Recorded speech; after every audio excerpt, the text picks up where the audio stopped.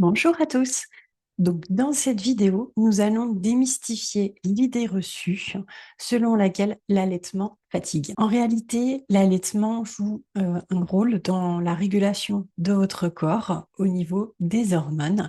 Et donc, on va voir un petit peu, on va décrypter un petit peu tout ça. Découvrez donc comment ces hormones peuvent non seulement vous aider à mieux vous reposer, mais aussi à créer un lien profond avec votre bébé.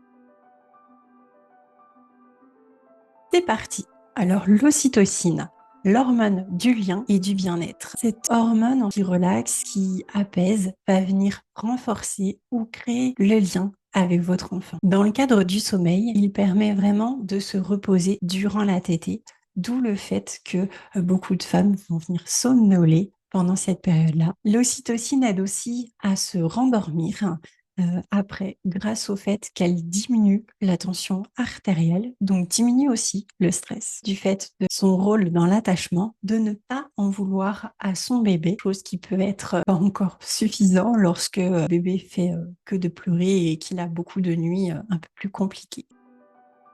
La deuxième hormone, c'est la prolactine. Elle permet vraiment un sommeil beaucoup plus profond. Elle a un effet véritablement sédatif, c'est-à-dire qu'elle va vous permettre d'aller dans un sommeil profond beaucoup plus vite. Quand est-ce que le réveil est le plus difficile? Généralement, c'est quand nous sommes en fait en train de rêver. Si le réveil sonne à ce moment-là, c'est très difficile de sortir du lit. La prolactine, en fait, elle permet de sauter cette période-ci et elle permet de favoriser les allers-retours vers un presque éveil. Ce qui fait que vous émergez, on va dire, beaucoup plus rapidement. Qui dit pas de rêve, dit sommeil non plus réparateur, puisque les phases vont s'enchaîner beaucoup plus vite en étant beaucoup plus courtes. Ce qui fait que vous avez plusieurs cycles de sommeil dans une même nuit, même si votre sommeil est haché, perturbé. Nous sécrétons d'ailleurs beaucoup plus de prolactine lorsque les tétés sont espacés de 3 heures au maximum, ce qui veut dire que ce n'est pas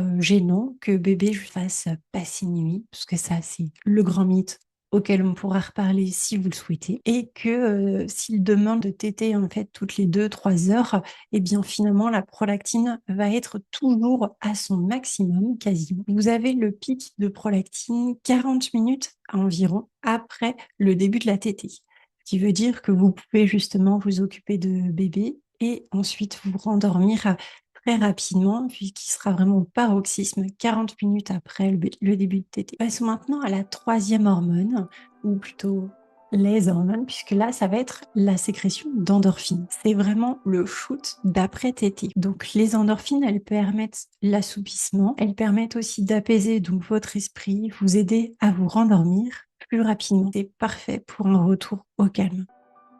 Toutes ces hormones-là vont venir réduire le risque de baby blues. Vous aurez moins de risque aussi d'avoir une dépression postpartum. Vous aurez aussi plus de fierté de vous dire que vous pouvez nourrir encore votre bébé, le voir grandir et ça, c'est vous qui le faites en fait. Donc, c'est juste exceptionnel. Ça, c'est un petit tips. C'est justement de ne pas mettre de radio réveil ou quoi que ce soit, ne pas avoir l'heure en fait dans votre chambre.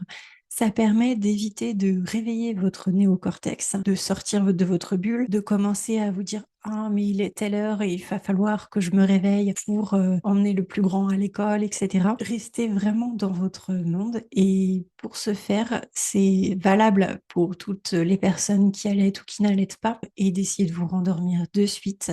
C'est beaucoup plus facile quand vous n'avez pas du tout de notion du temps.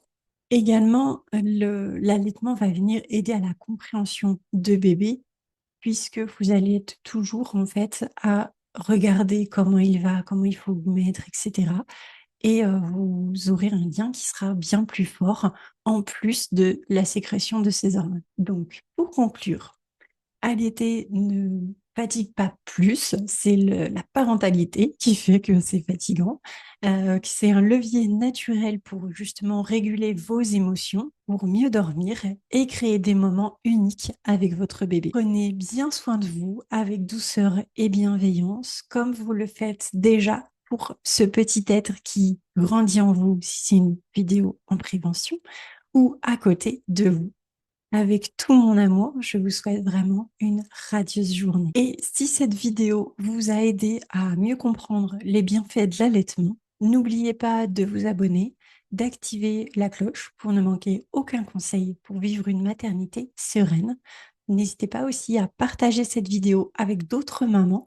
Dites-moi en commentaire ce qui vous aide le plus à gérer la fatigue liée à l'allaitement, ainsi que s'il y a des sujets que vous voulez que l'on aborde.